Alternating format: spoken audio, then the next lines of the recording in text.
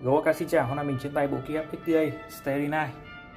Bộ này có profile là XDA và có một lựa chọn khác, đấy là profile Cherry.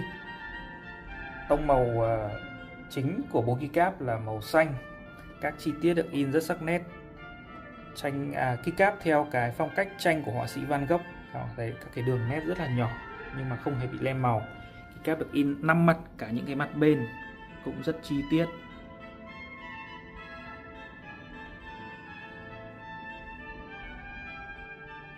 Đây, mình sẽ lướt qua các cái nút có in hình họa sĩ đây.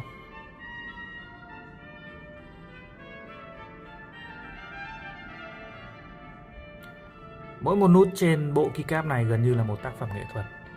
Chúng ta vẫn có đầy đủ các nút để chơi bàn phím thông dụng, numpad, shift ngắn các thứ. Chất lượng cực kỳ đẹp.